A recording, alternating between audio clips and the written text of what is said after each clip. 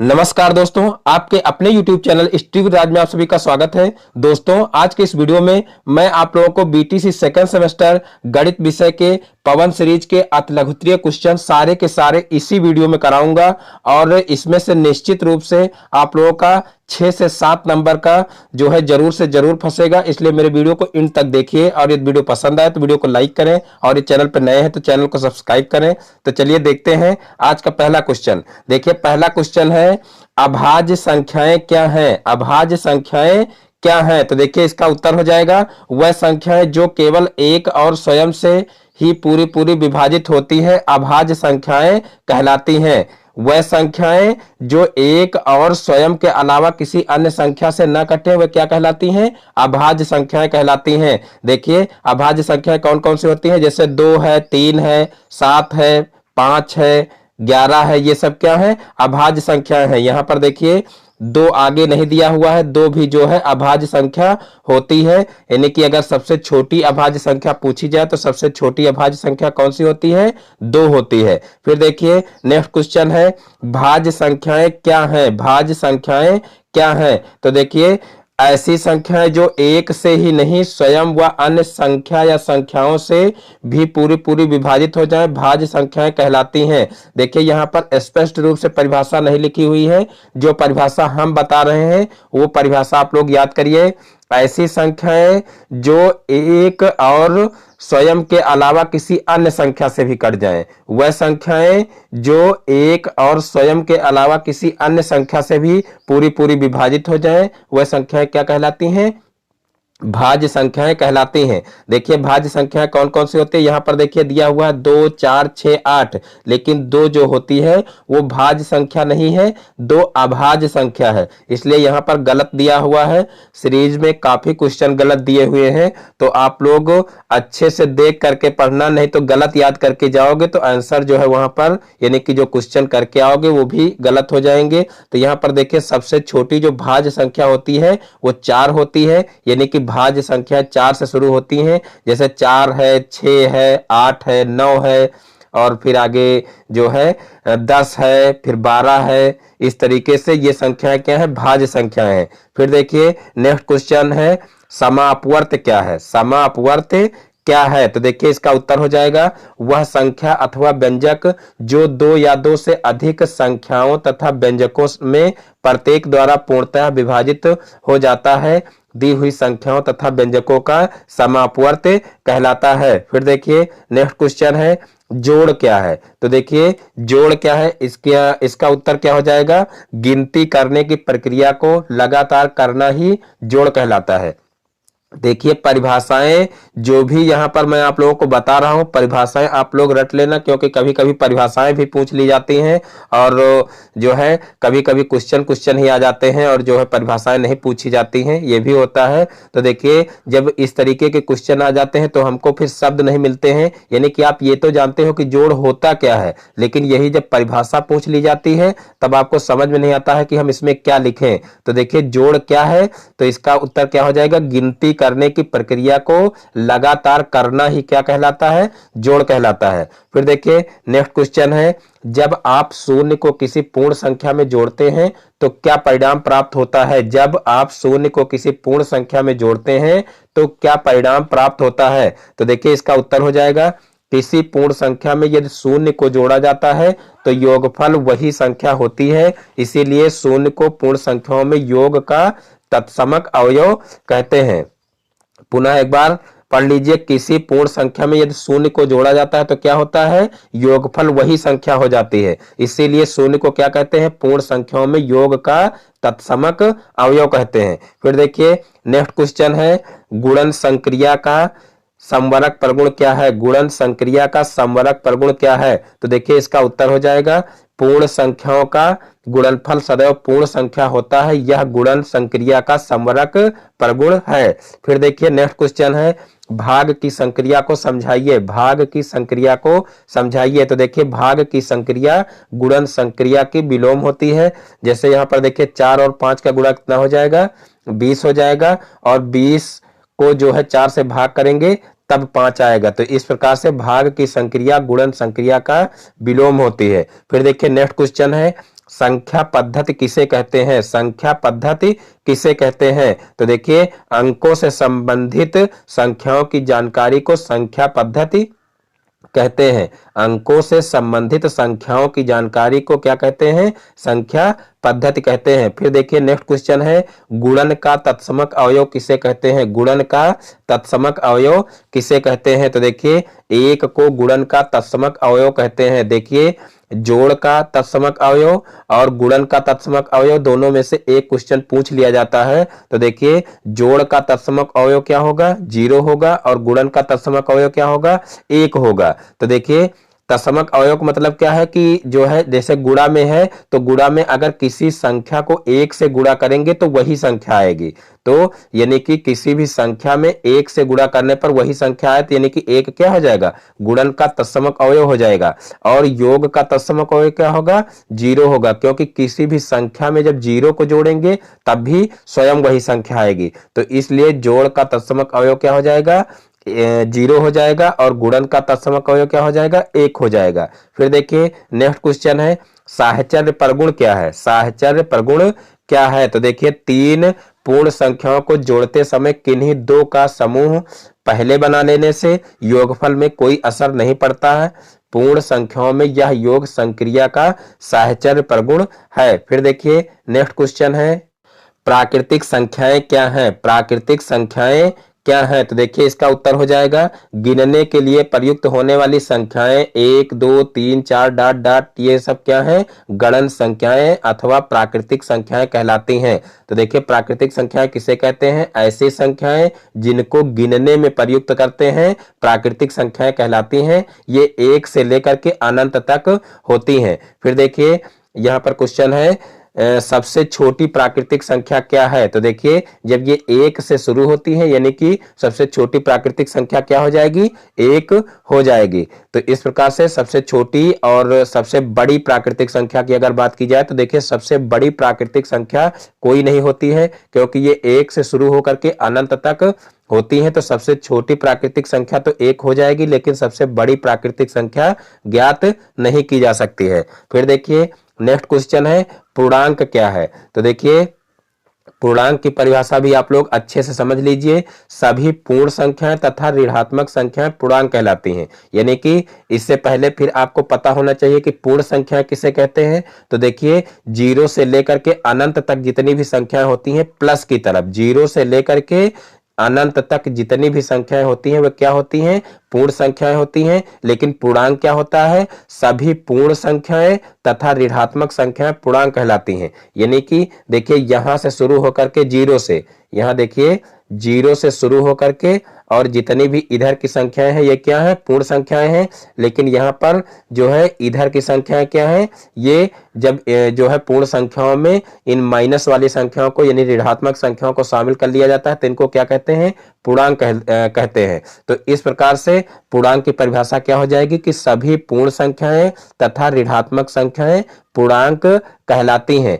और देखिए, 0 इसमें एक ऐसी संख्या है जो ना तो धनात्मक पूर्णांक है और ना तो ऋणात्मक पूर्णांक है। ये भी एक क्वेश्चन बनता है कि 0 क्या है? धनात्मक पूर्णांक है कि ऋणात्मक पूर्णांक है कि धनात्मक और ऋणात्मक दोनों है।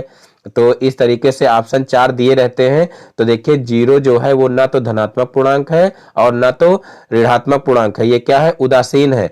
तो यहाँ पर ये भी आप लोग समझ लेना।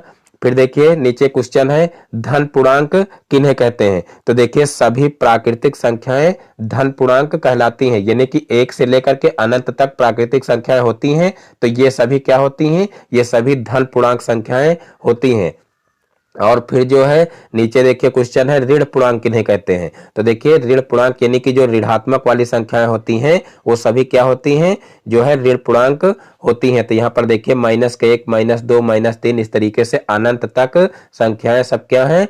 जो है माइनस की तरफ, ये ऋणात्मक पूर्णांक है। फिर देखिए नेक्स्ट क्वेश्चन है, 2 परिमेय संख्याओं p/q तथा r/q का योगफल क्या होगा? तो देखिए, यहाँ पर जो है हर दोनों का बराबर है, तो दोनों को हम जोड़ देंगे तो देखिए अंश में अंश जुड़ जाएगा और बटे में हर आ जाएगा। तो यहाँ पर देखिए p + r हो गया है और बटे में q हो गया है। यही क्या हो जाएगा? इनका योगफल हो जाएगा। फिर देखिए नेक्स्ट क्वेश्चन है, संवरक नियम क्या है? संवरक नियम क्या है? तो देखिए संवरक नियम क्या है? दो धन पूर्णांकों का योगफल सदैव एक धन पूर्णांक होता है। जैसे यहाँ पर देखिए 20 में 15 को जोड़ा गया तो 35 आया है, यानी कि धन पूर्णांकों को जोड़ा गया है तो एक धन पूर्णांक ही आया है। फिर देखिए नेक्स्ट क्वेश्चन है, साहचर्य नियम क्या है? साहचर्य नियम क्या है? तो देखिए यदि तीन पूर्णांकों जैसे 3 और 5 के योग में 8 को जोड़ने पर वही योगफल प्राप्त होता है जो 5 और 8 के योग में 3 को जोड़ने पर होगा।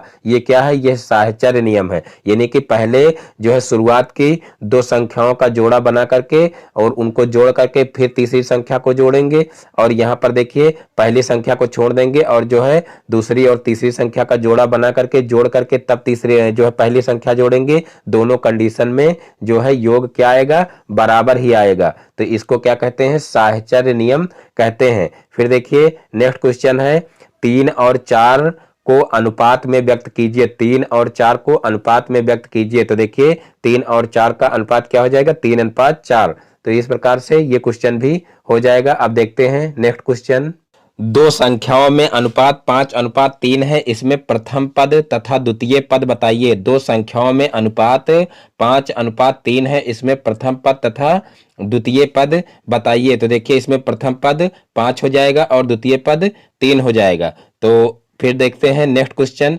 समानुपात किसे कहते हैं? समानुपात किसे कहते हैं? तो देखिए दो समान अनुपातों को समानुपात कहते हैं।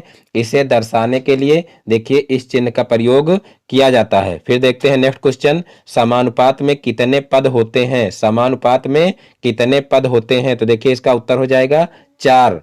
फिर देखिए नेक्स्ट क्वेश्चन है, मिश्र अनुपात किसे कहते हैं? मिश्र अनुपात किसे कहते हैं? तो देखिए इसका उत्तर हो जाएगा, अनुपातों को निरूपित करने वाली भिन्नों को गुणा करने पर प्राप्त गुणनफल उन अनुपातों का मिश्रित अनुपात कहते हैं। फिर देखिए नेक्स्ट क्वेश्चन है, समानुपात के भेद बताइए। समानुपात के भेद बताइए। तो देखिए सरल अनुपात, मिश्र अनुपात, ये है समानुपात के भेद। फिर देखिए नेक्स्ट क्वेश्चन है, मिश्र अनुपात किसे कहते हैं? मिश्र अनुपात किसे कहते हैं? तो देखिए ऊपर भी मिश्र अनुपात बताया गया है, यहाँ पर देखिए दूसरी तरीके से इसकी परिभाषा दी हुई है। देखिए जब 3 या 3 से अधिक राशियां दी हों और उनमें से एक राशि का परिवर्तन 2 या 2 से अधिक राशियों पर निर्भर हो तो मिश्र अनुपात कहलाता है। फिर देखिए नेक्स्ट क्वेश्चन है, सजातीय व्यंजक किन्हें कहते हैं? सजातीय व्यंजक किन्हें कहते हैं? तो देखिए इसका उत्तर हो जाएगा, एक ऐसा बहुपद व्यंजक जिसमें केवल एक चर x हो सजातीय व्यंजक कहलाता है। देखिए x यहाँ पर लिखा हुआ लेकिन x जरूरी नहीं है, यानी कि एक चर होना चाहिए, चाहे x हो चाहे y हो या चाहे जो हो, तो एक चर होना चाहिए। तो क्या कहलाता है? वो सजातीय व्यंजक कहलाता है। ऐसे बहुपद व्यंजक में दूसरा चर नहीं होता है। तो यहाँ पर देखिए उदाहरण के लिए दिया हुआ है 3x² + 2x - 6 = 0। फिर देखिए नेक्स्ट क्वेश्चन है, विजातीय व्यंजक क्या होते हैं? विजातीय व्यंजक क्या होते हैं? तो देखिए ऐसे बहुपदीय व्यंजक जिनमें अलग अलग चर होते हैं विजातीय व्यंजक कहलाते हैं। जैसे देखिए दो व्यंजक यहाँ पर दिए हुए हैं, एक में x दिया हुआ और एक में y दिया है, तो ये दोनों व्यंजक क्या है? ये विजातीय व्यंजक हैं। फिर देखिए नेक्स्ट क्वेश्चन है, समीकरण क्या है? तो देखिए एक समीकरण समता सूचक चिन्ह युक्त बीजीय व्यंजक पर एक प्रतिबंध है जिसमें चर की किसी विशिष्ट मान के लिए व्यंजक के दोनों पक्षों का मान समान होता है। यानी कि जो है ऐसा समीकरण होना चाहिए या ऐसा बीजीय कह लीजिए कि ऐसा बीजीय व्यंजक होना चाहिए जिसमें समता सूचक का मतलब बराबर का चिन्ह होना चाहिए, और उसमें से जो मान निकलता है यानी कि जो चर का मान निकलता है उस मान को जो है समीकरण में रखने पर दोनों पक्ष जो होते हैं वो संतुष्ट होने चाहिए। ये विशेष रूप से ध्यान रखना है। इसको क्या कहते हैं? समीकरण कहते हैं। पुनः एक बार परिभाषा को पढ़ लेते हैं कि एक समीकरण समता सूचक चिन्ह युक्त बीजीय व्यंजक पर एक प्रतिबंध है जिसमें चर के किसी विशिष्ट मान के लिए व्यंजक के दोनों पक्षों का मान समान होता है। और देखिए समीकरण के दोनों पक्ष बराबर नहीं होते हैं, उसमें से जो मान निकलता है उस मान को रखने पर यानी कि जो चर का मान निकलता है उस चर के मान को रखने पर जो है दोनों पक्षों के मान बराबर आने चाहिए। और सर्वसमिका क्या होती है? तो देखिए सर्वसमिका जो होती है उसके दोनों पक्ष जो होते हैं वो बराबर होते हैं। यहाँ पर देखिए परिभाषा दी हुई है, चर राशि में ऐसा जिसमें दोनों पक्ष बराबर हो सर्वसमिका संबंध कहलाता है। यहाँ पर देखिए जैसे दिया हुआ है 3x + 5 और यहाँ पर देखिए दिया हुआ है 2x - 2 + 5। देखिए यहाँ पर गलत लिखा हुआ है, यहाँ पर 5x - 2x + 5 होना चाहिए। तो देखिए 5x में से 2x घट जाएगा तो 3x + 5 हो जाएगा। तो इस प्रकार से दोनों बराबर हो जाएंगे और जो यहाँ पर लिखा हुआ है इस तरीके से ये बराबर नहीं है। तो कुल मिलाकर के ये जो दी हुई है उदाहरण में ये सर्वसमिका नहीं है। यहाँ पर 2x होना चाहिए, इस जगह पर 2x होना चाहिए, तब ये क्या हो जाएगी, सर्वसमिका हो जाएगी। अब देखते हैं next question, AB + AC + AD के गुणनखंड कीजिए। AB + AC + AD के गुणनखंड कीजिए। देखिए गुणनखंड करना है यहाँ पर और तीनों में यहाँ पर देखिए तीनों पदों में A आ रहा तो यहाँ से तीनों में जो है A कॉमन ले लेंगे और फिर पहले पद में B और दूसरे पद में C और तीसरे पद में D बच जाएगा तो इनको प्लस लगा करके लिख लेंगे। तो यही इसके क्या हो जाएंगे, गुणनखंड हो जाएंगे। फिर देखिए नेक्स्ट क्वेश्चन है 9x² - 64 के गुणनखंड कीजिए। तो देखिए यहाँ पर 9x² है और यहाँ पर 64 है। तो यहाँ पर देखिए 9x² को 3x का होल स्क्वायर बना लेंगे और फिर 64 को 8 का स्क्वायर बना लेंगे। फिर यहाँ से देखिए x² - y² जो है a² - b² का फार्मूला बन रहा है। तो a² - b² का फार्मूला क्या होता है, a + b a - b। तो यहाँ से a + b a - b का फार्मूला लगा देंगे। तो यहाँ पर देखिए 3x + 8 हो जाएगा और यहाँ 3x - 8 हो जाएगा। तो इस प्रकार से इसके गुणनखंड हो जाएंगे। फिर देखते हैं नेक्स्ट क्वेश्चन, क्षेत्रफल क्या है। क्षेत्रफल क्या है तो देखिए किसी तल का वह भाग जो एक आकृति की बाह्य सीमाओं के भीतर घिरा रहता है उस आकृति का क्षेत्रफल कहलाता है। किसी तल का वह भाग जो एक आकृति की बाह्य सीमाओं के भीतर घिरा रहता है। बाह्य सीमाओं का मतलब जैसे त्रिभुज है तो त्रिभुज में देखिए ये जो भुजाएं होती हैं ये क्या हैं, ये बाह्य सीमाएं हैं और बाह्य सीमाओं से जो भाग घिरा रहता है उस घिरे भाग को क्या कहते हैं, क्षेत्रफल कहते हैं। तो देखिए कौन सा भाग घिरा है, ये भाग जो अंदर वाला भाग है ये सब पूरा क्या है, बाह्य सीमाओं से घिरा हुआ है। तो इसी को क्या कहते हैं, जो है उस आकृति का क्षेत्रफल कहते हैं। फिर देखिए नेक्स्ट क्वेश्चन है क्षेत्रफल का मात्रक क्या है। तो देखिए क्षेत्रफल का मात्रक होता है वर्ग इकाई, यानी कि जिसमें भी जो है क्षेत्रफल दिया हुआ है, जैसे मीटर में दिया हुआ है तो वर्ग मीटर लिखेंगे, सेंटीमीटर में जो है माप दी हुई है तो हम जो है क्षेत्रफल को वर्ग सेंटीमीटर में लिखेंगे। तो कुल मिलाकर के यहाँ पर क्षेत्रफल का मात्रक क्या होता है, वर्ग इकाई होता है, यानी कि वर्ग लगाना जरूरी होता है। फिर देखिए नेक्स्ट क्वेश्चन है यदि किसी त्रिभुज का आधार 32 मीटर और ऊंचाई 12 मीटर हो तो उसका क्षेत्रफल ज्ञात कीजिए।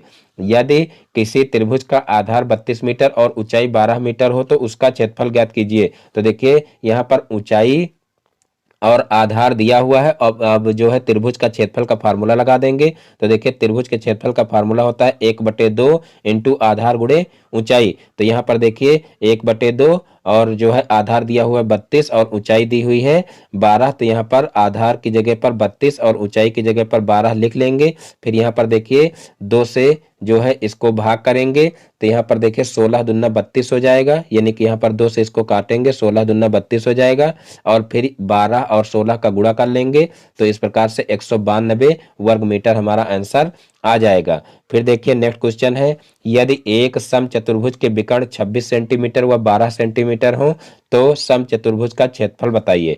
तो देखिए यहाँ पर सीधे से फार्मूला लगा देंगे, क्षेत्रफल बराबर 1/2 विकर्णों का गुणनफल। देखिए इस क्वेश्चन को जो है कल के वीडियो में बताया भी गया है और यहाँ पर पुनः आप लोग देख लीजिए, क्षेत्रफल बराबर 1/2 गुणे विकर्णों का गुणनफल। तो देखिए 1/2 और विकर्ण देखिए क्या दिए हुए हैं, 26 एक दिया हुआ है और दूसरा जो है 12 दिया हुआ है। तो गुणे में 26 और 12 लिख लेंगे।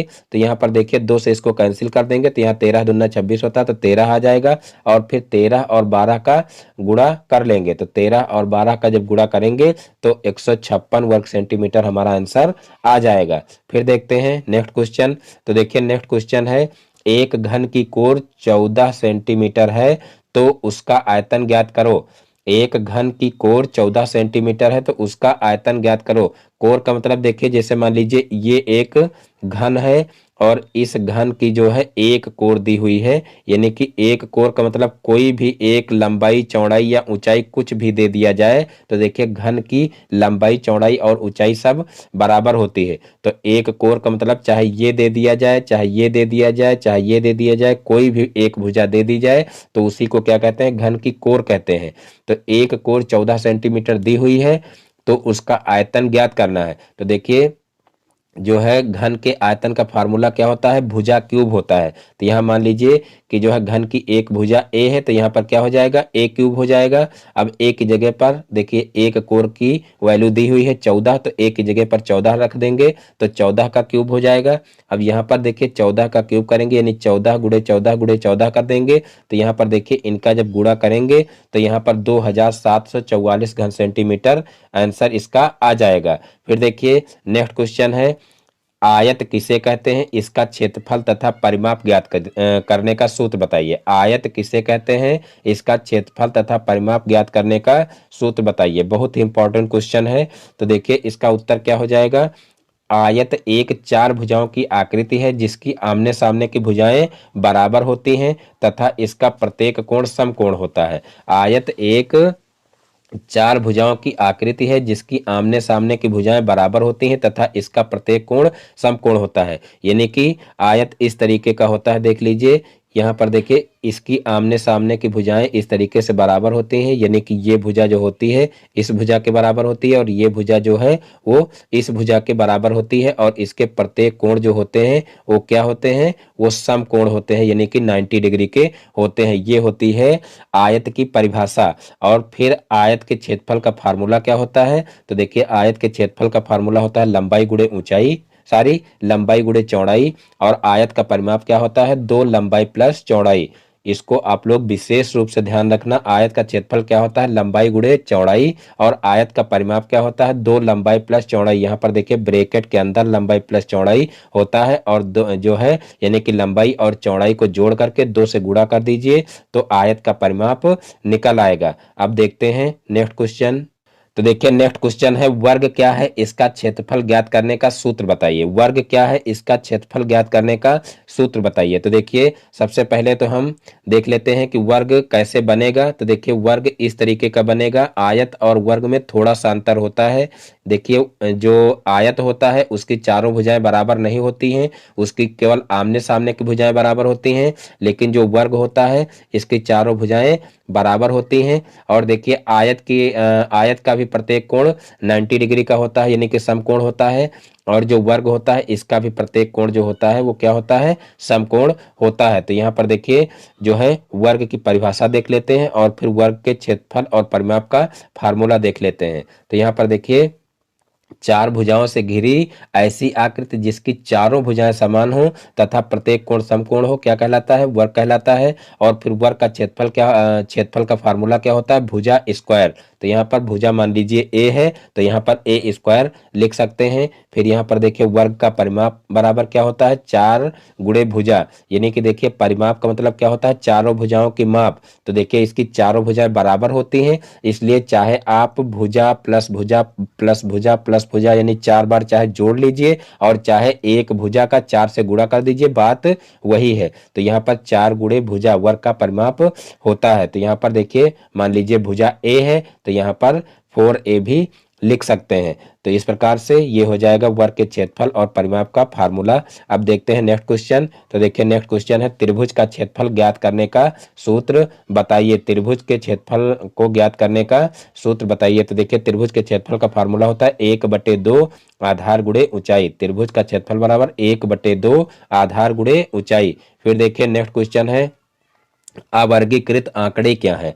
अवर्गीकृत आंकड़े क्या हैं, तो देखिए इसका उत्तर हो जाएगा ऐसे अव्यवस्थित आंकड़े जिनको देखकर तुरंत कोई निष्कर्ष निकालना संभव नहीं होता है, अवर्गीकृत आंकड़े कहलाते हैं। जैसे आप लोग देखे होंगे, देखिए संख्याएं आगे पीछे सब दी हुई होती हैं। जैसे मान लीजिए छोटी और बड़ी संख्याएं साथ में दी हुई हैं तो एक क्रम से नहीं दी हुई होती हैं। कोई छोटी संख्या पहले लिखी हुई, बड़ी संख्या बाद में लिखी हुई, कहीं बड़ी संख्या पहले लिखी हुई, छोटी संख्या बाद में लिखी हुई। तो इस प्रकार से ये जो आंकड़े होते हैं ये क्या होते हैं, अवर्गीकृत आवर्गीकृत आंकड़े होते हैं, क्योंकि ऐसे आंकड़ों को जब हम सवाल लगाने बैठते हैं तो सबसे पहले हम क्या करते हैं, इनको आरोही क्रम में लिख लेते हैं और आरोही क्रम में लिखने के बाद ही हम कोई डिसीजन जो है कर पाते हैं। यानी कि अगर हमको कुछ क्वेश्चन को कुछ हल करना है, कोई चीज निकालनी है, तो सबसे पहले हम क्या करेंगे, आरोही क्रम में उनको लिखेंगे, तभी उसमें कुछ कर पाएंगे। यानी कि आंकड़ों को हम देख करके तुरंत कोई निष्कर्ष नहीं निकाल पाते हैं, तो इन आंकड़ों को क्या कहते हैं, अव्यवस्थित आंकड़े कहते हैं। फिर देखिए जो है अव्यवस्थित आंकड़े या कह लीजिए अवर्गीकृत आंकड़े कहते हैं। फिर देखिए नेक्स्ट क्वेश्चन है, वर्ग अंतराल किसे कहते हैं। तो देखिए वह समूह जिनके द्वारा आंकड़ों को विभक्त किया जाता है वर्ग अंतराल कहलाते हैं। वह समूह जिनके द्वारा आंकड़ों को विभक्त किया जाता है वर्ग अंतराल कहलाते हैं। उदाहरण स्वरूप के देख लीजिए, जैसे 0 से 5, 5 से 10, 10 से 15, यानी कि इस प्रकार से जो है इनको विभक्त कर लिया जाता है और इनके अंतर्गत जो भी आंकड़े आते हैं उनके सामने लिख दिया जाता है। फिर देखिए नेक्स्ट क्वेश्चन है, बारंबारता क्या है। बारंबारता क्या है, तो देखिए दिए गए आंकड़ों में आने वाली प्रत्येक आंकड़े की कुल संख्या उस आंकड़ों की बारंबारता कहलाती है। दिए गए आंकड़ों में आने वाले प्रत्येक आंकड़े की कुल संख्या उस आंकड़ों की बारंबारता कहलाती है। जैसे मान लीजिए आंकड़े दिए हुए हैं, बहुत सारी संख्याएं दी हुई हैं, उसमें मान लीजिए 5 5 5 इस तरीके से जो है 6 बार मान लीजिए आया है, तो 6 बार आया है, तो देखिए इसकी बारंबारता क्या हो जाएगी, इसकी बारंबारता 6 हो जाएगी। यानी कि 5 जो है वो कितनी बार आया है, 6 बार आया है। लेकिन कहा जाए बहुलक क्या होगा, देखिए बारंबारता और बहुलक में अंतर है।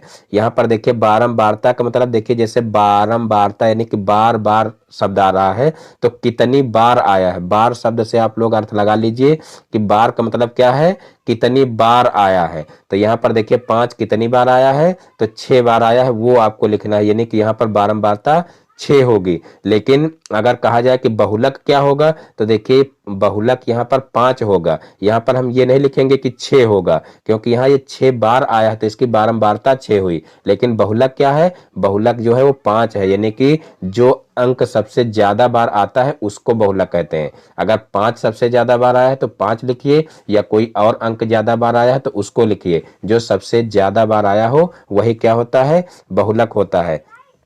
जैसे बहुलक जो है शाब्दिक अर्थ लिया जाए तो देखिए बहुलक यानी कि बहु मतलब जो सबसे अधिक बार आया हो वो क्या होता है, बहुलक होता है। और बारंबार का मतलब क्या होता है कि कितनी बार आया है, वो बारंबारता होती है। फिर देखिए नेक्स्ट क्वेश्चन है, सर्वांग समता की अवधारणा स्पष्ट करें। सर्वांग समता की अवधारणा स्पष्ट करें। तो देखिए इसका उत्तर हो जाएगा, एक जैसी दिखने वाली वस्तुओं को यदि किसी धरातल पर रखा जाए और वह एक दूसरे को पूर्ण रूप से ढक लें तो उन्हें एक दूसरे की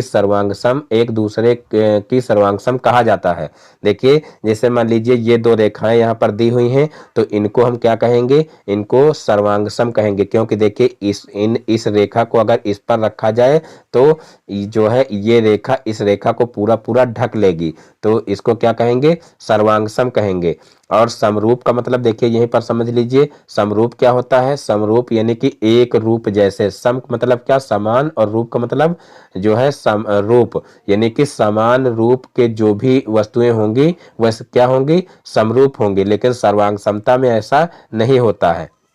सर्वांग समता में क्या होता है कि सर्वांग समता में जो है कोई वस्तु है, मान लीजिए कोई दो वस्तुएं हैं, तो पहली वाली वस्तु पर अगर दूसरी वाली वस्तु रखी जाए तो वो पूरी पूरी ढक लेनी चाहिए, तब उसे सर्वांगसम कहेंगे। यानी कि मान लीजिए त्रिभुज की बात की जाए तो जैसे ये एक त्रिभुज है, अब इसके सर्वांगसम दूसरा त्रिभुज अगर लेंगे तो उसको भी इसके ऊपर अगर रखें तो पूरा पूरा इस तरीके से ढक लेना चाहिए। लेकिन समरूप में क्या होता है, समरूप में मान लीजिए एक ये त्रिभुज है और इसी के जैसा मान लीजिए एक ये छोटा सा त्रिभुज बना है, तो ये भी क्या होगा, ये भी समरूप त्रिभुज होगा। तो इस प्रकार से सर्वांग समता और समरूपता में अंतर होता है। फिर देखिए नेक्स्ट क्वेश्चन है, सर्वांगसम आकृति किसे कहते हैं। सर्वांगसम आकृति किसे कहते हैं, तो देखिए इसका उत्तर हो जाएगा, जिन दो आकृतियों का आकार एक माप, देखिए जिन दो आकृतियों का आकार एक माप समान हो, जिन्हें एक विशेष प्रकार की आकृति से पहचाना जा सके, तो उन्हें सर्वांगसम आकृति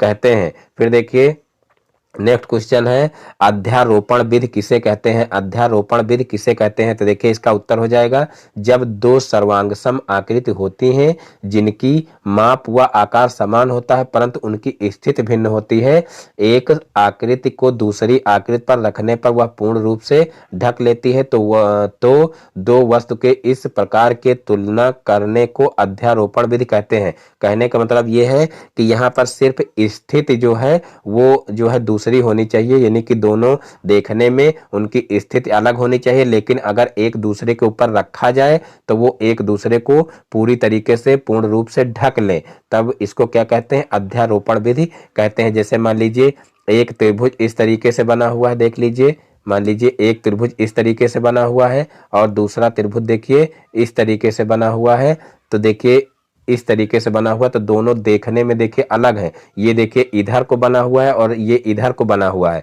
यहाँ पर देखिए लंब भुजा इधर है और इसमें लंब भुजा इधर है, तो इस प्रकार से। लेकिन जब इन जो है इसको इसके ऊपर रखा जाए पलट करके, तो देखिए मान लीजिए जैसे कागज पे दोनों चित्र बने हुए हैं, तो अगर कागज यहाँ से बीच से इस तरीके से मोड़ दिया जाए तो ये दोनों एक दूसरे के ऊपर आ जाएंगे, तो इस प्रकार से इसको क्या कहेंगे? अध्यारोपण विधि कहेंगे। फिर देखिए नेक्स्ट क्वेश्चन है त्रिभुजों की सर्वांग क्षमता से क्या तात्पर्य है? त्रिभुजों की सर्वांग क्षमता से क्या तात्पर्य है? तो देखिए इसका उत्तर हो जाएगा यदि एक त्रिभुज दूसरे त्रिभुज को पूर्ण रूप से ढक ले तो इसे क्या कहते हैं? त्रिभुज की सर्वांग क्षमता कहा जाता है। फिर देखिए नेक्स्ट क्वेश्चन है त्रिभुजों की सर्वांग क्षमता की क्या शर्तें हैं? बहुत ही इंपॉर्टेंट क्वेश्चन है।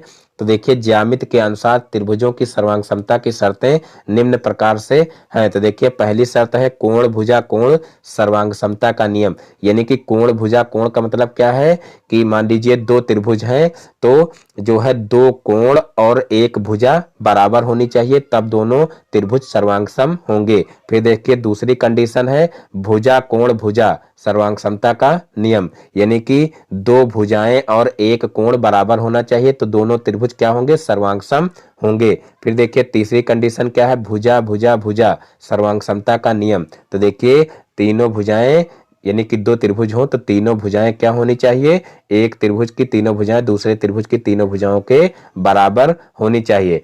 तो यहाँ पर पुनः एक बार देख लेते हैं कि देखिए पहली कंडीशन क्या है कि दो कोण एक भुजा बराबर होनी चाहिए। दूसरी कंडीशन क्या है? दो भुजा और एक कोण बराबर होना चाहिए। तीसरी कंडीशन क्या है? तीसरी कंडीशन है कि तीनों भुजाएं बराबर होनी चाहिए। तो ये होती हैं त्रिभुज की सर्वांग क्षमता की शर्तें।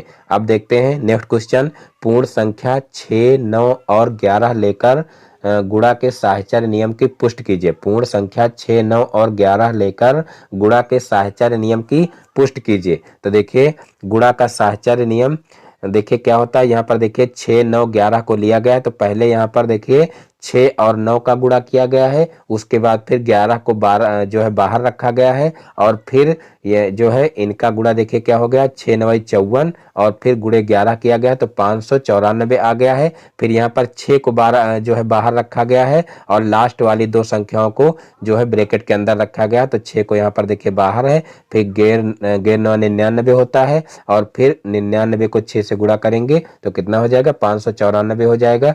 यानी कि कुल मिलाकर के दोनों कंडीशन में जो है यहाँ पर इनका गुणनफल बराबर आ रहा है, तो यही क्या है साहचर्य नियम की पुष्टि है। तो अतः गुणा के साहचर्य नियम की पुष्टि हो रही है। फिर देखिए नेक्स्ट क्वेश्चन है कि रेखीय समीकरण क्या है? रेखीय समीकरण क्या है? तो देखिए इसका उत्तर हो जाएगा ऐसा समानता सूचक कथन जिसमें प्रयुक्त चर की घात 1 हो रेखीय समीकरण कहलाता है। ऐसा समानता सूचक कथन जिसमें प्रयुक्त चर की घात 1 हो रेखीय समीकरण कहलाता है। तो देखिए जैसे यहाँ पर दिया हुआ है x प्लस वाई बराबर 7 और यहाँ पर देखिए x प्लस 1 बराबर 5, ये क्या है? ये रेखीय समीकरण है। फिर देखिए इसमें समानता सूचक चिन्ह बराबर का भी प्रयोग हुआ है, यानी कि यहाँ पर बराबर का चिन्ह जरूर होना चाहिए तभी इसको समीकरण कहा जा सकता है। तो यहाँ पर देखिए इसमें समानता सूचक चिन्ह का भी प्रयोग किया गया है। फिर देखिए नेक्स्ट क्वेश्चन है x प्लस 1 बराबर 2 को हल कीजिए। बहुत ही आसान क्वेश्चन है। x प्लस 1 बराबर 2 को हल कीजिए तो यहाँ पर क्या करेंगे, एक को पक्षांतर कर देंगे तो यहाँ पर देखिए x प्लस में है, इधर जाएगा माइनस में हो जाएगा और 2 में से 1 घट जाएगा तो 1 आ जाएगा। तो इस प्रकार से x की वैल्यू कितनी आ जाएगी, 1 आ जाएगी। फिर देखिए नेक्स्ट क्वेश्चन है x माइनस 4 और एक ब्रैकेट में है और दूसरे ब्रैकेट में है x प्लस 7 का गुणनफल ज्ञात करें। तो देखिए x माइनस 4 गुणे x प्लस 7 हो जाएगा। तो यहाँ पर देखिए सबसे पहले x का गुणा करेंगे। देखिए x में x का गुणा x में करेंगे तो x स्क्वायर हो जाएगा। फिर x का गुणा 7 में करेंगे तो 7x हो जाएगा। फिर x का गुणा -4 का गुणा x में करेंगे तो माइनस का 4x हो जाएगा।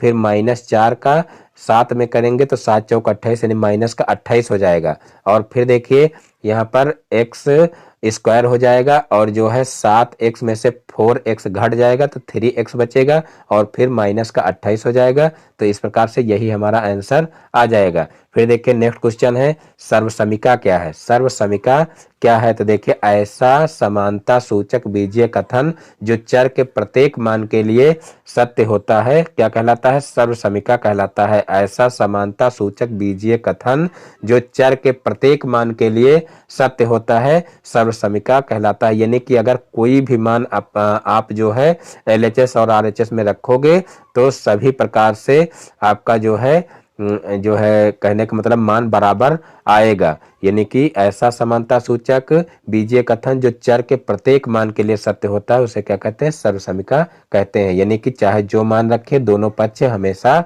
बराबर ही आने चाहिए। अब देखते हैं नेक्स्ट क्वेश्चन। तो देखिए नेक्स्ट क्वेश्चन है 2 इंटू एक्स प्लस 1 बराबर 2x प्लस 2 सर्वसमीका है अथवा नहीं। बहुत ही इंपॉर्टेंट क्वेश्चन है। इस टाइप का क्वेश्चन भी परीक्षा में पूछा जाता है। यानी कि सर्वसमीका है या समीकरण, इस टाइप के क्वेश्चन पूछे जाते हैं। तो देखिए सर्वसमीका और समीकरण में अंतर आप इसी तरीके से ज्ञात कर सकते हैं कि देखिए समीकरण में दोनों पक्ष बराबर नहीं होते हैं लेकिन सर्वसमीका में दोनों पक्ष बराबर होते हैं। लेकिन आपको जो है जरूरी नहीं कि आपको प्रत्यक्ष रूप में दिखाई दे कि जो है बराबर है कि नहीं है। जैसे यहाँ पर देखिए देखने पर जो है हमको बराबर दोनों पक्ष नहीं दिखाई दे रहे हैं, हमको थोड़ा सा हल करना पड़ेगा। यहाँ पर देखिए 2 को अंदर अगर भेजोगे यानी कि 2 का यहाँ पर अगर गुणा करोगे तो क्या आ जाएगा 2x और प्लस 2 यानी कि x से गुणा होगा 2 का तो 2x हो जाएगा और 1 से गुणा होगा तो 2 प्लस का 2 आ जाएगा। तो यहाँ पर देखिए 2x प्लस 2 आ गया है और यहाँ पर इधर भी 2x प्लस 2 लिखा हुआ है तो दोनों पक्ष बराबर है। इसका मतलब क्या है, सर्वसमीका है। तो इस प्रकार से सर्वसमीका और समीकरण ज्ञात कर सकते हैं। अगर समीकरण यहाँ पर होता तो दोनों पक्ष बराबर ना आते, एक पक्ष का मान कुछ और आता और दूसरे पक्ष का मान कुछ और आता। देखिए इस टाइप से भी ज्ञात किया जा सकता है। और यहाँ पर दूसरी विधि दी हुई है कि आप 1 2 3 इस तरीके से मान रख करके भी देख सकते हैं। अगर सर्वसमीका होगा तो चाहे जो मान आप रखो दोनों पक्ष बराबर आएंगे और समीकरण में ऐसा नहीं होगा। कोई मान तो रखने पर हो सकता है कि आपके दोनों पक्ष बराबर हो जाए लेकिन कोई मान आप रखोगे तो दोनों पक्ष बराबर नहीं होंगे। यानी कि सर्वसमीका में जो मान चर का आता है वही मान रखने पर दोनों पक्ष संतुष्ट हो सकते हैं। अगर कोई अपनी तरफ से कोई मान रखोगे तो दोनों पक्ष संतुष्ट नहीं होंगे, यानी दोनों पक्ष बराबर नहीं आएंगे। और यहाँ पर देखिए x का मान 1 अपनी तरफ से रखा गया है तो यहाँ पर देखिए 4 बराबर 4 आ गया है। और जो है यहाँ पर x बराबर 2 अपनी तरफ से रखा गया तब भी यहाँ 6 बराबर 6 आ गया है। इसका मतलब ये क्या है, इसका मतलब ये सर्वसमीका है। अतः प्रत्येक दशा में दायां पक्ष बराबर बायां पक्ष है, अतः सर्वसमीका है। अब देखते हैं नेक्स्ट क्वेश्चन कि सर्वसमीकाओं का प्रयोग करके 51 का स्क्वायर का मान ज्ञात कीजिए। ये क्वेश्चन भी आप लोगों को कल हल करवाया गया था। सर्वसमीका का प्रयोग करके 51 का स्क्वायर का मान ज्ञात कीजिए। तो यहाँ पर देखिए 51 को 2 अंकों में तोड़ लेंगे, 50 प्लस जो है 1 कर लेंगे और इसका होल स्क्वायर कर देंगे। तो देखिए यहाँ पर a प्लस बी का होल स्क्वायर बन रहा है। मैंने बताया था कि 51 का स्क्वायर जैसे है आपको लगाना है तो यहाँ पर 51 गुणे 51 से नहीं हल करना है। इस तरीके से हल करोगे तो आपका उत्तर तो यही आएगा लेकिन आपको मार्क नहीं मिलेंगे, यानी कि आपको नंबर नहीं मिलेंगे। तो यहाँ पर जैसे सर्वसमीका का प्रयोग करके कहा गया है तो आपको निश्चित रूप से इसी तरीके से क्वेश्चन को करना है। तो यहाँ पर देखिए 50 प्लस 1 का होल स्क्वायर किया गया है तो यहाँ पर a square plus b square plus 2ab कर दिया गया है। अब यहाँ पर 50 का स्क्वायर क्या होगा हो जाएगा, तो यहाँ पर 25 यानी कि 2500 हो जाएगा। और फिर देखिए 50 गुणे 2 यानी कि 100 हो जाएगा। और फिर यहाँ पर 1 का स्क्वायर 1 हो जाएगा। अब इन सभी को जोड़ेंगे तो कितना हो जाएगा, 2601 आ जाएगा। अब यहाँ पर नेक्स्ट क्वेश्चन देखते हैं, x cube y minus x y cube का गुणनखंड ज्ञात कीजिए। तो देखिए कैसे इसको हल करेंगे, तो देखिए x cube y minus x y cube बराबर दिया हुआ है एक्स वाई, यानी कि यहाँ पर देखिए एक्स वाई कॉमन ले लिया गया, क्योंकि दोनों में देखिए एक्स वाई कॉमन मिल रहा है तो एक्स वाई कॉमन हो गया है। अब यहाँ से देखिए जो है एक्स वाई कॉमन लिया जाएगा तो एक्स स्क्वायर बचेगा, और यहाँ से एक्स वाई कॉमन लिया जाएगा तो वाई स्क्वायर बचेगा। अब यहाँ से देखिए एक्स वाई बाहर है ब्रैकेट के। अब यहाँ पर देखिए x square minus y square formula बन रहा है। कौन सा फार्मूला बन रहा है, a square minus b square, यानी कि a square minus b square का फार्मूला क्या होता है, a plus b a minus b. तो वही यहाँ पर x plus y x minus y लिख दिया गया है, तो यही हमारा क्या हो जाएगा, यही आंसर हो जाएगा। अब देखते हैं नेक्स्ट क्वेश्चन कि एक बगीचे में 2025 पौधे लगे हैं, प्रत्येक पंक्ति में उतने ही पौधे लगे हैं जितने बगीचे में कुल पंक्तियां हैं। प्रत्येक पंक्ति में कुल कितने पौधे लगे हैं, एक बगीचे में 2025 पौधे लगे हैं, प्रत्येक पंक्ति में उतने ही पौधे लगे हैं जितने बगीचे में कुल पंक्तियां हैं, प्रत्येक पंक्ति में कुल कितने पौधे लगे हैं। ये क्वेश्चन कई बार आप लोगों को लगवाया गया है। यहाँ पर देखिए मान लीजिए प्रत्येक पंक्ति में लगे पौधों की संख्या हम x मान लेंगे, और प्रत्येक पंक्ति में उतने ही पौधे लगे हैं जितने पंक्ति में पौधे हैं, तो यहाँ पर देखिए जो है x मान लेंगे, तो यहाँ पर एक्स स्क्वायर बराबर कितना हो जाएगा, जो है 2025 हो जाएगा। और फिर यहाँ पर x बराबर क्या हो जाएगा, अंडर रूट 2025 हो जाएगा। और फिर जब 2025 का जो है वर्गमूल निकालेंगे तो कितना आ जाएगा, 45 आ जाएगा। तो इस प्रकार से प्रत्येक पंक्ति में पौधों की संख्या 45 ही आंसर हमारा आ जाएगा। फिर देखते हैं नेक्स्ट क्वेश्चन, एक वर्गाकार तार का क्षेत्रफल 144 वर्ग सेंटीमीटर है, इसे मोड़कर एक आयत बनाया गया है। यदि आयत की लंबाई 16 सेंटीमीटर हो तो आयत की चौड़ाई ज्ञात कीजिए। ये क्वेश्चन भी आप लोगों को लगवाया गया है। यहाँ पर देखिए आयत की चौड़ाई कितनी है, 9 सेंटीमीटर है। यहाँ पर देखिए 2015 के पेपर में इसको सॉल्व कराया गया है। जिन लोगों को इस क्वेश्चन को लगाने में कोई प्रॉब्लम हो तो वहां पर सॉल्यूशन आप लोग 2015 के प्रीवियस पेपर में आप लोग देख सकते हैं। यहाँ पर आप लोगों को हल नहीं करवाया जाएगा क्योंकि यहाँ पर सॉल्यूशन नहीं दिया हुआ है, और स्क्रीन पर हल करवाने में थोड़ा लंबा जाएगा, इसलिए हल नहीं किया जा रहा है। अगर जिनको देखने की आवश्यकता है तो 2015 के प्रीवियस ईयर के पेपर में आप लोग देख सकते हैं। फिर देखिए नेक्स्ट क्वेश्चन है, एक कक्षा में 3x square plus 5x minus 9 बालक एवं x square plus 5x plus 4 बालिकाएं पढ़ती हैं। कक्षा में बालकों की संख्या बालिकाओं की संख्या से कितनी अधिक है।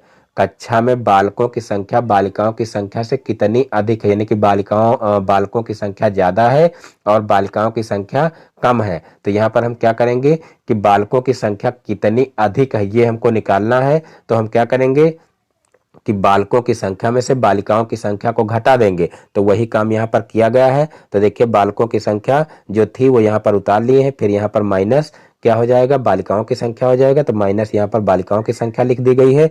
अब यहाँ पर देखिए ऊपर से पुनः जो है बालकों की संख्या उतार लेंगे, और इस माइनस की वजह से यहाँ पर देखिए नीचे चिन्ह चेंज हो जाएंगे, तो यहाँ पर माइनस का एक्स स्क्वायर हो जाएगा, और यहाँ पर देखिए प्लस का 5x है, यहाँ पर ये मिसप्रिंट है यानी कि गलत लिखा हुआ, तो यहाँ पर देखिए ये हो जाएगा माइनस का 5x और यहाँ पर माइनस का 4 हो जाएगा। यानी कि जो है इस व्यंजक के जितने भी चिन्ह है वो सारे के सारे चेंज हो जाएंगे। यहाँ पर सिर्फ एक्स स्क्वायर का चिन्ह चेंज किया गया है। तो यहाँ पर देखिए फिर 3x स्क्वायर में से एक एक्स स्क्वायर घटेगा, तो यहाँ पर 2x स्क्वायर बचेगा। फिर देखिए एक्स स्क्वायर वाला पद हो गया। अब 5x और 5x देखिए यहाँ पर 5x प्लस का है और यहाँ पर माइनस का है, दोनों आपस में कैंसिल हो जाएंगे। फिर यहाँ पर देखिए 9 माइनस का है और यहाँ पर माइनस का 4 है, तो दोनों आपस में जुड़ जाएंगे, तो माइनस का 13 हो जाएगा। तो इस प्रकार से 2x स्क्वायर माइनस 13 ही हमारा आंसर आ जाएगा। अब देखते हैं नेक्स्ट क्वेश्चन। 3,5,X,9,11 का समांतर माध्य 7 है तो x का मान ज्ञात कीजिए। तो देखिए यहाँ पर समांतर माध्य 7 दिया हुआ है और x का मान हमको ज्ञात करना है। तो देखिए यहाँ समांतर माध्य का फार्मूला लगा देंगे। समांतर माध्य बराबर पदों का योग बटे पदों की संख्या। तो देखिए यहाँ पर जो पद दिए हुए हैं इनको जोड़ लीजिए। तो देखिए पद दिए हुए हैं 11 है, तो 11 में 9 जोड़ेंगे तो कितना हो जाएगा, 20 हो जाएगा। और 20 5 25 हो जाएगा और 25 3 28 हो जाएगा। यानी कि पदों का योग कितना हो जाएगा, 28 प्लस x हो जाएगा। और देखिए जो है पदों की संख्या कितनी है, तो कुल पद है देखिए 5, तो यहाँ बटे में 5 हो जाएगा। और समांतर माध्य 7 है तो यहाँ पर 7 हो जाएगा। और फिर यहाँ पर देखिए यहाँ पर तिर्यक गुणा हो जाएगा। यहाँ पर इसके बटे में 1 कर लीजिए तो यहाँ पर तिर्यक गुणा हो जाएगा। तो यहाँ पर देखिए 28 प्लस x बराबर कितना हो जाएगा, 7 पचे 35, तो यहाँ पर 35 हो जाएगा। फिर यहाँ पर x को एक तरफ रखेंगे और जो है 28 को उधर पक्षांतर कर देंगे तो 35 माइनस 28 हो जाएगा। और 35 में से 28 को घटाएंगे तो देखिए कितना बचेगा, 7 बचेगा। तो यही 7 हमारा जो है x का मान आ जाएगा। तो इस प्रकार से इस क्वेश्चन को भी आसानी से कर सकते हैं। अब देखते हैं नेक्स्ट क्वेश्चन। तो देखिए नेक्स्ट क्वेश्चन है 9:x समानुपात x अनुपात 16 को 16 तो x का मान ज्ञात कीजिए। देखिए 9:x समानुपात x अनुपात 16 तो x का मान लिखिए। तो देखिए यहाँ पर क्या होता है, देखिए समानुपात में जब पद दिए होते हैं तो मध्य पदों का गुणनफल और बाह्य पदों का गुणनफल बराबर होता है। यानी कि यहाँ पर अगर इसका और इसका गुणा किया जाए तो इसका गुणनफल जो आएगा वो इसके और इसके गुणनफल के बराबर होगा। यानी कि मध्य पदों का गुणनफल बाह्य पदों के गुणनफल के बराबर होता है। तो वही यहाँ पर नियम लगा देंगे और जो है x की वैल्यू निकाल लेंगे। तो यहाँ पर देखिए हो जाएगा, देखिए x का x से गुणा करेंगे तो x स्क्वायर हो जाएगा और बराबर देखिए 16 और 9 का गुणा करेंगे तो 16 9 144 हो जाएगा। और फिर यहाँ पर देखिए x को जो है यहाँ पर देखिए x का जो स्क्वायर है इसको हटाएंगे तो इधर रूट लग जाएगा। तो रूट लगेगा तो रूट के अंदर हो जाएगा 144 और 144 का वर्गमूल निकालेंगे तो कितना आ जाएगा, 12 आ जाएगा। तो इस प्रकार से x की वैल्यू 12 आ जाएगी। फिर देखते हैं नेक्स्ट क्वेश्चन।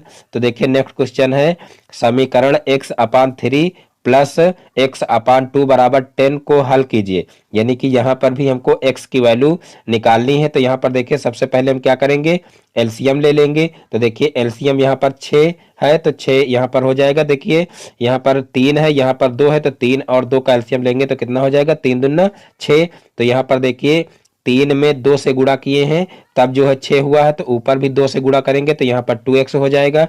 और देखिए 2 में 3 से गुणा किए हैं तब 6 हुआ है, तो ऊपर भी 3 से गुणा करेंगे तो 3x हो जाएगा।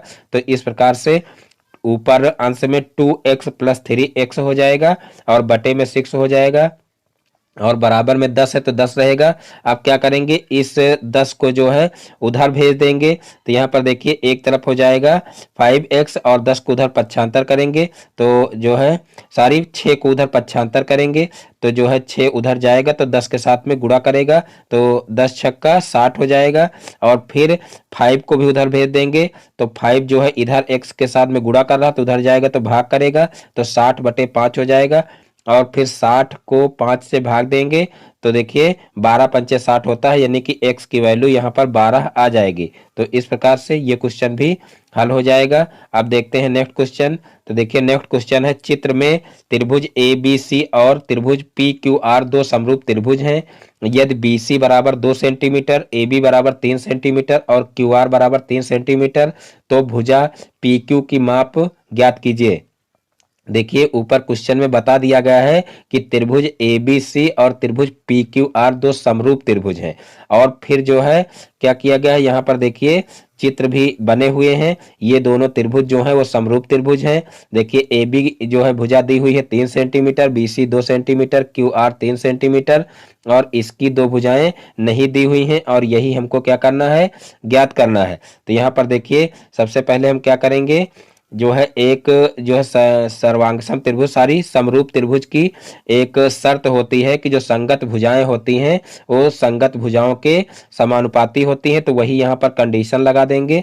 तो यहाँ पर देखिए BC अपान QR, देखिए BC भुजा ये है, BC अपान QR, देखिए इसके ये भुजा है संगत भुजा। तो यहाँ पर क्या करेंगे BC अपान QR बराबर AB अपान PQ।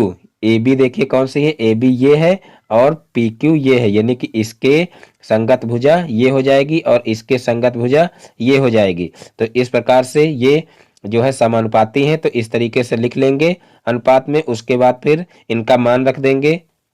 तो यहाँ पर BC बराबर देखिए 2 सेंटीमीटर है, 2 सेंटीमीटर रख देंगे और QR देखिए 3 सेंटीमीटर है तो 3 सेंटीमीटर रख देंगे। फिर AB जो है वो कितना है, देखिए AB 3 सेंटीमीटर है तो AB 3 सेंटीमीटर रख देंगे। और PQ हमको ज्ञात करना है क्योंकि PQ यहाँ पर देखिए नहीं दिया हुआ है। तो 3 भुजाएं दी हुई हैं, अब 3 भुजाओं में जो है 3 भुजाओं के मान रख देंगे और चौथी भुजा जो है इससे निकाल लेंगे। तो यहाँ पर देखिए तिर्यक गुणा सबसे पहले करेंगे।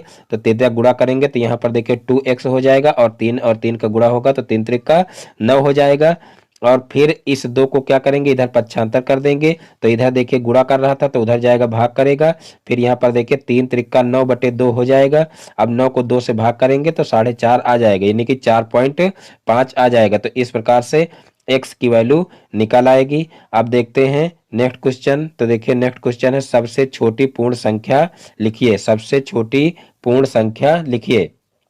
तो देखिए सबसे छोटी पूर्ण संख्या कौन सी होती है, 0 होती है, क्योंकि पूर्ण संख्या जो होती हैं वो 0 से शुरू होकर के अनंत तक जाती हैं, यानी कि सबसे छोटी पूर्ण संख्या 0 होती है लेकिन सबसे बड़ी पूर्ण संख्या ज्ञात नहीं की जा सकती है।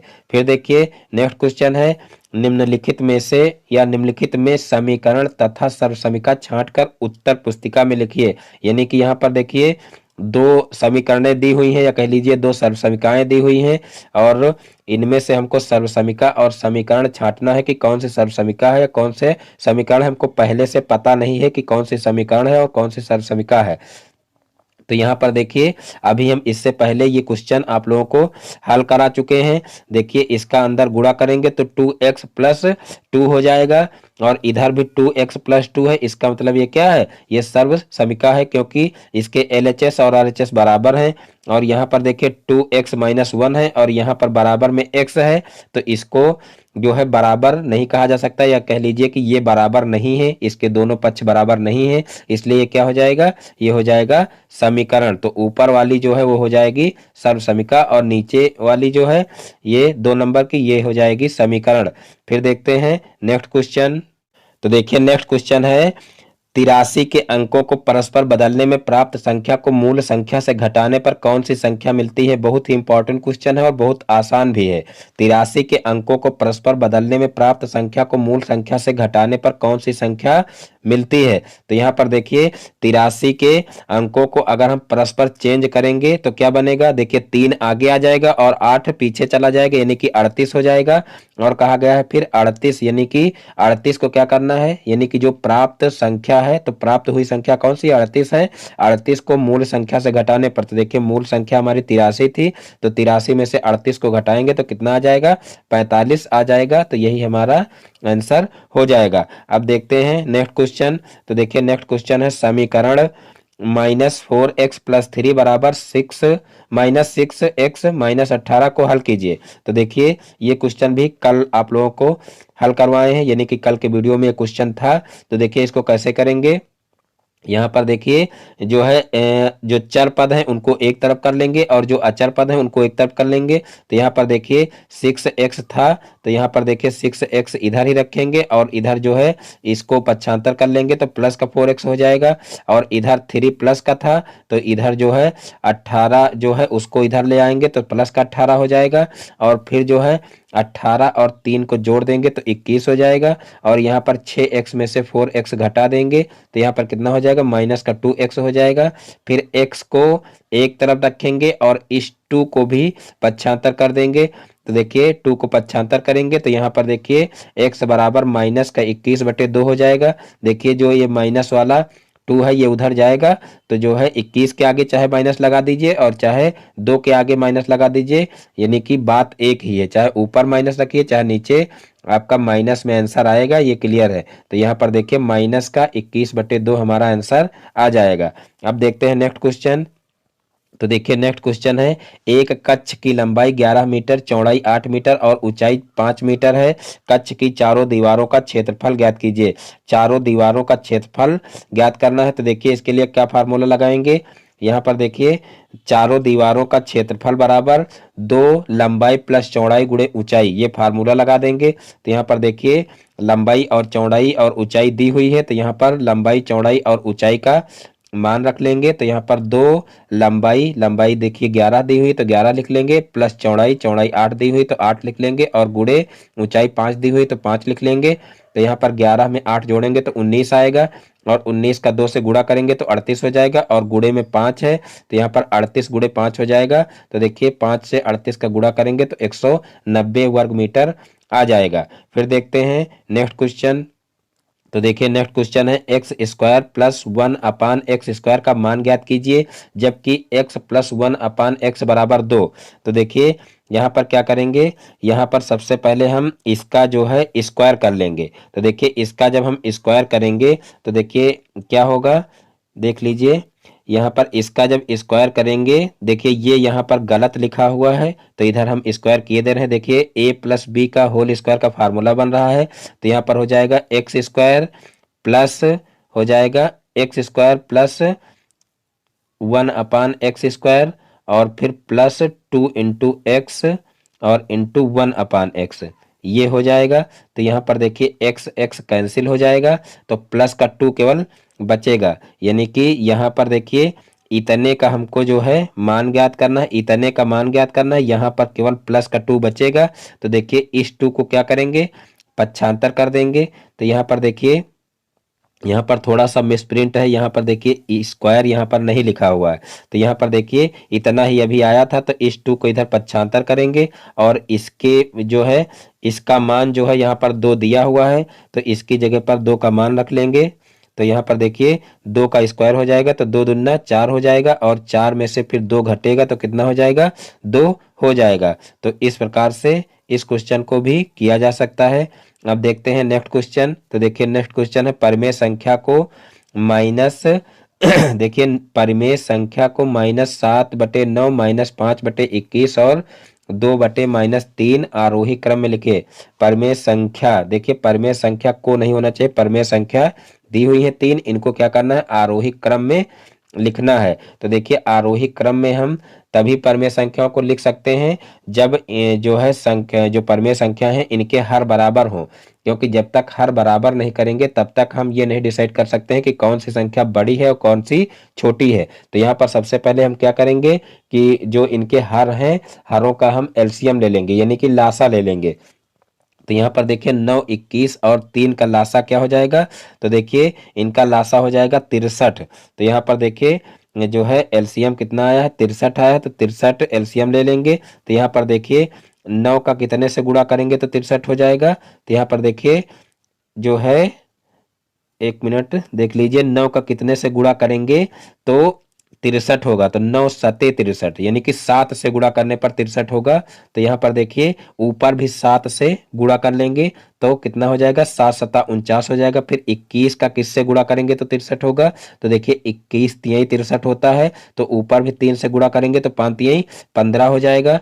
और फिर 3 का कितने से गुणा करेंगे तो 63 होगा, तो 21 से गुणा करेंगे तब 63 होगा, तो ऊपर 21 से गुणा करेंगे तो 21 दूना 42 हो जाएगा। तो इस प्रकार से देखिए जो है यहाँ पर हर सबका 63 हो गया है, और ऊपर अंश में भी जो है गुणा कर दिए हैं, यानी कि जितने से गुणा नीचे किए हैं उतने से ही गुणा ऊपर कर दिए हैं। अब इन सभी को क्या करेंगे, अलग कर लेंगे। देखिए यहाँ पर माइनस सभी संख्याओं के साथ में था, तो यहाँ माइनस ऑलरेडी जो है कॉमन ले लिए थे, यहाँ पर कॉमन में जो है माइनस है, अब कॉमन जो माइनस था उसको भी अंदर भेज देंगे और सभी संख्याओं को अलग कर लेंगे। तो यहाँ पर देखिए माइनस का 49/63 हो जाएगा, फिर माइनस का 15/63 हो जाएगा, और फिर माइनस का 42/63 हो जाएगा। और देखिए अब हमको डिसाइड करना है कि कौन सी संख्या बड़ी है और कौन सी छोटी है, तभी हम आरोही क्रम में लिख सकते हैं। तो देखिए हम इसमें देखेंगे, देखिए हर सबके बराबर हैं तो ऊपर अंश से हम डिसाइड करेंगे कि कौन सी संख्या बड़ी है और कौन सी छोटी है। तो देखिए जिसका अंश बड़ा होगा वो संख्या बड़ी होगी और जिसका अंश छोटा होगा वो संख्या छोटी होगी। लेकिन यहाँ पर जो संख्याएं अंश की हैं वो सभी माइनस में है। तो माइनस में आप लोगों को पता होगा कि माइनस में जो संख्या छोटी होती है वो बड़ी मानी जाती है और जो बड़ी होती है वो छोटी मानी जाती है। तो यहाँ पर सबसे बड़ी संख्या क्या हो जाएगी, 15 हो जाएगी। और फिर जो है उसके बाद क्या हो जाएगी, 42 हो जाएगी। और उसके बाद फिर देखिए 49 हो जाएगी। यानी कि सबसे जो है बड़ी संख्या 42 होगी, फिर उससे छोटी जो है क्या सॉरी 15 होगी, और फिर उससे छोटी जो है क्या होगी, 42 होगी, और फिर उससे छोटी जो है 49 होगी। तो यहाँ पर आरोही क्रम में हमको लिखना है, यानी कि हमको सबसे छोटी संख्या सबसे पहले लिखना है। तो सबसे छोटी संख्या क्या होगी, 49 होगी, फिर उससे बड़ी 42 वाली होगी, और फिर उससे बड़ी जो है 15 वाली होगी। तो इस प्रकार से ये आरोही क्रम हमारा हो जाएगा, यानी कि -49/63, फिर -42/63, और फिर -15/63।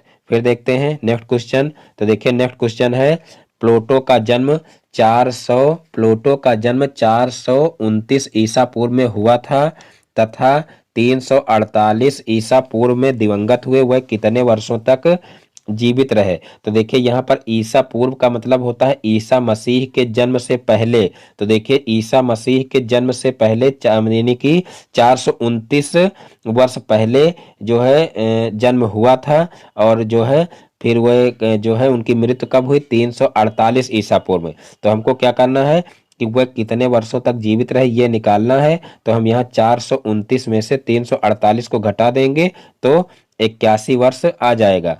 तो इस प्रकार से ये क्वेश्चन भी हल हो जाएगा। अब देखते हैं नेक्स्ट क्वेश्चन।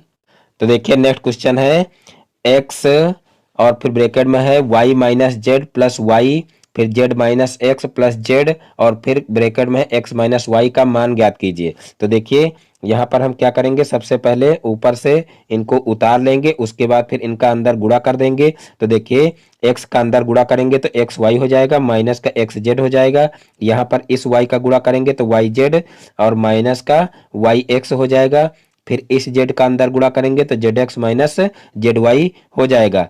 अब यहाँ से देखिए एक्स वाई प्लस का है और ये एक्स वाई माइनस का है, फिर यहाँ पर एक्स जेड माइनस का है, और यहाँ पर एक्स जेड प्लस का है, फिर यहाँ पर देखिए वाई जेड प्लस का है, और यहाँ पर वाई जो है वाई जेड माइनस का है। तो इस प्रकार से सभी पद कट जा रहे हैं, इसका मतलब क्या आ जाएगा, 0 हमारा आंसर आ जाएगा। तो इस प्रकार से ये क्वेश्चन भी हल हो जाएगा। अब देखते हैं नेक्स्ट क्वेश्चन। तो देखिए नेक्स्ट क्वेश्चन है, एक रेलगाड़ी की चाल x² + 3x + 2 किलोमीटर प्रति घंटा है, तो वह x + 2 घंटे में कितनी दूरी तय करेगी। तो यहाँ पर देखिए यहाँ पर स्पीड दी हुई, स्पीड का मतलब क्या होता है, चाल होता है। तो यहाँ पर चाल दी हुई है x² + 3x + 2 किलोमीटर प्रति घंटा, और यहाँ पर देखिए समय दिया हुआ है x + 2 जो है घंटा। तो यहाँ पर क्या करेंगे, दूरी हमको निकालना है। तो दूरी बराबर क्या होता है, चाल गुणे समय होता है। तो यहाँ पर चाल और समय का गुणा कर देंगे। तो देखिए सबसे पहले हम यहाँ इस x का इसमें पूरे में गुणा करेंगे। तो देखिए x का x² से करेंगे तो x³ हो जाएगा, और फिर जो है x का 3x से करेंगे तो 3x² हो जाएगा, फिर x का 2 से करेंगे तो 2x हो जाएगा, फिर इस 2 का इसमें पूरे में गुणा कर देंगे तो देखिए 2x² हो जाएगा, फिर 2 का 3 में करेंगे तो 3 दूना 6x हो जाएगा, और फिर 2 का 2 से करेंगे तो 2 दूना 4 हो जाएगा। और फिर देखिए क्या करेंगे, फिर इन सभी को जोड़ लेंगे। तो यहाँ पर देखिए x³ था ऊपर, तो यहाँ पर x³ वाला और कोई पद नहीं तो x³ हो जाएगा, और फिर 3x² है और प्लस 2x² है, तो यहाँ पर दोनों को जोड़ लेंगे तो कितना हो जाएगा, 3 2 5x² हो जाएगा। फिर यहाँ पर देखिए 2x और 3x को जोड़ लेंगे तो कितना हो जाएगा, 8x हो जाएगा, और फिर प्लस का 4 हो जाएगा। तो इस प्रकार से यही हमारा आंसर हो जाएगा। अब देखते हैं नेक्स्ट क्वेश्चन। तो देखिए नेक्स्ट क्वेश्चन है, यदि x + 1/x = 5 हो तो x² + 1/x² का मान ज्ञात कीजिए। तो यहाँ पर देखिए जो है एक्स प्लस 1/x बराबर 5 दिया हुआ है और x square plus 1/x square की वैल्यू हमको निकालना है। तो सबसे पहले हम क्या करेंगे, यहाँ पर x प्लस 1/x बराबर 5 यानी कि दोनों पक्षों का हम वर्ग कर लेंगे। तो यहाँ पर देखिए, यहाँ पर दोनों पक्षों का वर्ग किया गया है। तो यहाँ पर सबसे पहले a square plus b square plus 2ab हो जाएगा और 5 का स्क्वायर 25 हो जाएगा। फिर यहाँ पर x से x कैंसिल हो जाएगा। तो यहाँ पर देखिए कितना बचेगा, यहाँ पर बचेगा 2। यहाँ पर देखिए इधर जो है बचेगा 2 और इधर जो है इसको क्या करेंगे, पक्षांतर कर देंगे और बाकी यहाँ से 1 बचेगा। तो 2 का 1 से गुणा होगा तो 2 ही आएगा। तो इसको उधर पक्षांतर करेंगे तो ये 25 के साथ में माइनस करेगा। तो यहाँ पर देखिए x square plus 1/x square बराबर 25 माइनस 2 हो जाएगा और 25 में से 2 को घटाएंगे तो कितना हो जाएगा, 23 हो जाएगा। तो इस प्रकार से 23 ही इसका मान हो जाएगा, यानी कि हमको x square plus 1/x square की वैल्यू निकालनी थी। तो x square plus 1/x square की वैल्यू क्या आ जाएगी, 23 आ जाएगी। तो इस प्रकार से यही हमारा आंसर आ जाएगा। अब देखते हैं नेक्स्ट क्वेश्चन। तो देखिए नेक्स्ट क्वेश्चन है -9/11 के योगात्मक प्रतिलोम, -9/11 का योगात्मक प्रतिलोम ज्ञात कीजिए। तो देखिए -9/11 का योगात्मक प्रतिलोम क्या होगा। तो देखिए योगात्मक प्रतिलोम में क्या करते हैं, सिर्फ चिन्ह चेंज कर देते हैं। अगर कोई भी संख्या, वो चाहे ऐसे संख्या हो साधारण सी और चाहे परिमेय संख्या हो, जो संख्या दी हुई हो सिर्फ उसका चिन्ह परिवर्तित कर देते हैं। अगर प्लस में है तो माइनस कर देते हैं और माइनस में है तो प्लस कर देते हैं। तो यहाँ पर -9/11 है तो इसका योगात्मक प्रतिलोम क्या हो जाएगा, जो है प्लस का 9/11 हो जाएगा। और जब गुणात्मक प्रतिलोम हो तब क्या करते हैं, तब इनका जो है, इनका जो हर है, हर को अंश बना देते हैं और अंश को हर बना देते हैं, यानी कि जो है संख्याओं को पलट देते हैं। तो यहाँ पर 9/11 है, जैसे इसका गुणात्मक प्रतिलोम हमको ज्ञात करना होता तो क्या हो जाता, 11/-9, यानी कि चिन्ह उसका नहीं चेंज होता, सिर्फ संख्याओं को पलट देते, ऊपर वाली संख्या नीचे आ जाती है और नीचे वाली संख्या ऊपर चली जाती है। लेकिन यहाँ पर योगात्मक प्रतिलोम पूछा गया है तो यहाँ पर सिर्फ चिन्ह परिवर्तन कर देंगे बस।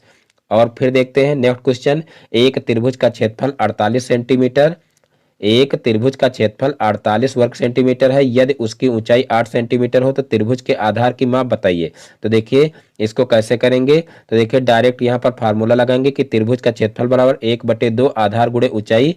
तो यहाँ पर देखिए आधार हमको निकालना है, ऊंचाई दी हुई है 8 और त्रिभुज का क्षेत्रफल दिया हुआ है 48। तो यहाँ पर त्रिभुज के क्षेत्रफल की जगह पर 48 लिख देंगे और आधार को आधार ही रखेंगे और ऊंचाई की जगह पर 8 रख देंगे।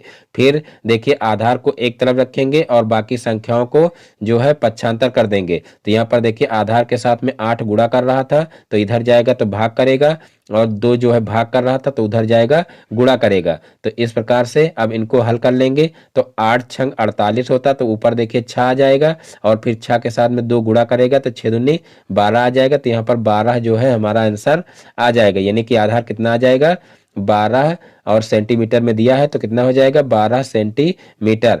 फिर देखते हैं नेक्स्ट क्वेश्चन।